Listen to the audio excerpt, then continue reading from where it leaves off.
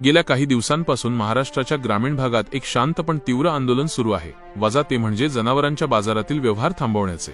कुरेशी समाजाने, जो पारंपरिकरित्या जनावरांची खरेदी विक्री आणि मांस व्यवसायाशी निगडित आहे, त्यांनी संपूर्ण राज्यभरात आपले व्यवहार बंद केले आहेत। काही जिल्ह्यांमध्ये 11 जुलैपासूनच हा बंद सुरू झाला आहे, तर बीड जिल्ह्यातही 19 जुलैपासून याची घोषणा झाली आहे।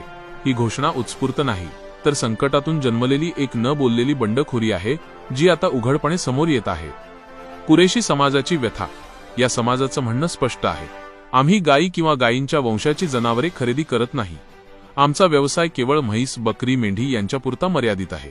तरीही गोरक्षणाच्या नावाखाली त्यांची वाहने अडवली जात आहेत, जनावरे जप्त केली जात आहेत आणि त्यांच्यावर पोलीस केसेस दाखल केल्या जात आहेत। केवळ एवढ्यावरच गोष्टी थांबत नाहीत।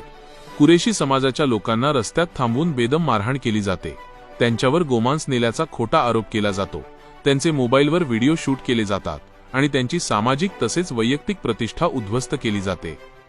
प्रश्न केवळ कुरेशी समाज त्रासलेला आहे एवढाच नाही, प्रश्न हा आहे की एक समाज आपली उपजीविका सोडून देण्याइतका हताश का झाला आहे। त्यांच्या आक्रोशाकडे दुर्लक्ष झाल्याने अखेर त्यांनी शांतपणे हा बंद पुकारला आहे। हे केवळ आर्थिक नव्हे तर सामाजिक आणि मानसिकदृष्ट्याही धोक्याचे संकेत आहे।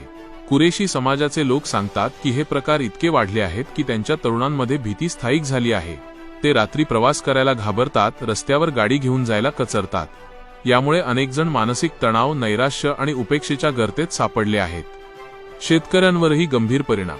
या साखळीचा एक महत्त्वाचा भाग म्हणजे शेतकरी। शेतकऱ्यांचे उत्पादन केवळ अन्नधान्य नसते, तर त्याचे पशुधनही त्याची मालमत्ता असते। जनावरे वयस्कर झाली की ती बाजारात विकली जातात। या पैशातूनच पुढील पेरणी, खते, औषधे आणि मुलांच्या शाळेची फी भागवली जाते।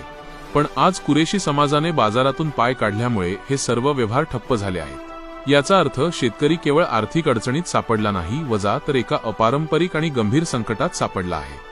संविधानिक हक्कांचे उल्लंघन आणि सरकारची चुप्पी। ही परिस्थिती केवळ आर्थिक किंवा धार्मिक नाही, ती संविधानिक मूलभूत हक्क, व्यवसाय स्वातंत्र्य आणि सामाजिक न्यायाच्या मर्यादा ओलांडत आहे। जर गोवंश प्रतिबंधक कायदा केवळ गायींसाठी असेल, तर मग म्हैस किंवा बकरी घेऊन जाणाऱ्या वाहनांना अडवण्याचा अधिकार कुणाला आहे आणि तो कशाच्या आधारावर? या गंभीर मुद्द्यावर सरकारकडून अद्याप फारसे स्पष्ट मत आलेले नाही। लोकांनी सोशल मीडियावर आवाज उठवला असला तरी मेनस्ट्रीम मीडियाने या विषयाकडे दुर्लक्ष केले आहे। हा बंद केवळ त्यांच्या दैनंदिन व्यवहारापुरता मर्यादित नसून तो एक गंभीर संकेत आहे, वजा की एक संपूर्ण समुदाय सामाजिक पातळीवर खचत चालला आहे आणि त्याच्या समांतर संपूर्ण ग्रामीण अर्थव्यवस्था थरथरत आहे, ज्याचे दूरगामी परिणाम होतील। भविष्यातील धोक्याची घंटा। एक बाजूची अन्यायाची व्यथा आणि दुसऱ्या बाजूचा रोजीरोटीचा संघर्ष। यांच्यामधला आवाज सरकार, प्रशासन आणि समाजाने ऐकला नाही तर ही शांत बंडखोरी भविष्यात सामाजिक स्फोटात बदलण्याची शक्यता नाकारता येत नाही। ही केवळ एका समाजाची समस्या नसून लोकशाही मूल्यांचे आणि सामाजिक सलोख्याचे आव्हान आहे, ज्याकडे तातडीने लक्ष देणे आवश्यक आहे। आता सध्या जी महाराष्ट्रामध्ये हे जे वादळ चालू आहे, हे गोवंश हत्या बंदीचा जो कायदा लागू झाला तेव्हापासून ही अशी परिस्थिती निर्माण झालेली आहे। आणि गोरक्षकांचा हा जो धुमाकूळ आहे, हे गोवंश हत्या बंदी झाली तेव्हापासून यांनी हा धुमाकूळ लावलेला आहे आणि हा त्यांनी एक व्यवसाय बनवलेला आहे। शासनानं आम्हाला असं म्हणायचंय की या सरकारनं या गोरक्षकांना व्यवसाय हे निर्मिती करून दिलेली आहे त्यांना। आता मला सांगा की व्यापारी फक्त कुरेशी समाजाचा व्यापार करत नाही या भारतामध्ये, या महाराष्ट्रामध्ये किंवा जिल्ह्यामध्ये। शेतकरी आणि कुरेशी समाज यांची परंपराची नाळ जोडलेली आहे, परंपरा वंशानुवंश गेले साहेब। आणि शेतकरी हा ज्यावेळेस आता जर्सी जनावर आहेत, आता जर्सी गाई आता जर्सी गायांचं या ठिकाणी उत्पादन आहे। मला सांगा, हा पुणे जिल्हा, नगर जिल्हा, हा बीड जिल्हा, असे मोठे मोठे हे जिल्हे आहेत। या जिल्ह्यामध्ये दुधाचं उत्पादन आहे आणि माझं असं मत आहे की 50,000 गायी या ठिकाणी असतील जर्सी। मग त्या गायीचं 20-20 हजार लिटर दूध स्टार्टला सुरू होतं, त्यानंतर हळूहळू ती गाय 2 लिटरवर येते, 1 लिटरवर येते। ज्यावेळेस ती गाय भाकड होते तर त्यावेळेस ती गाय काय करायची शेतकऱ्यानं, त्यावेळेस हा व्यापारी त्यांना दिसतो आणि हे गाय विकून भाकड झालेली, हे स्वतःचे काही पैसे घालून तो शेतकरी दुसरी 20 लिटरची गाय त्या ठिकाणी घेतो आणि त्याचा तो उदरनिर्वाह करतो। या व्यापाऱ्यावर अवलंबून आहे शेतकऱ्यांचा व्यवसाय, शेतकरी। दुसरी महत्वाची गोष्ट, 50,000 ज्यावेळेस गायी या दुधाच्या आहेत तर त्यांनी जर समजा नर दिला, बळू ज्याला म्हणतात, ती गोरे काय करायचे, ते गोरे मोठे झाले ती गोरे काय करायचे, मग ते गोरे जे यांना विकले जातात आणि त्या गोऱ्यापासून नवीन पुन्हा दुसरी एखादी गाय खरेदी शेतकरी करतो आणि आपल्या लेकरा बाळांचा उदरनिर्वाह करतो. अशी परिस्थिती आहे या ठिकाणी. आणि मोठमोठ्या कंपन्या, हे कंपन्या तुम्हाला मी सांगतोय पण माझ्या समोर आहे, अल कबीर कंपनी आहे, याचा ऑनर अतुल सबरवाल आहे, तो चालवतो. त्याच्यानंतर आरबीएन एक्सपोर्ट कंपनी आहे रफिक भाई, याचा ऑनर आहे सुनील कपूर. त्याच्यानंतर MKR frozen fruit export company आहे प्रायव्हेट लिमिटेड, याचा मालक मदन अबोर आहे.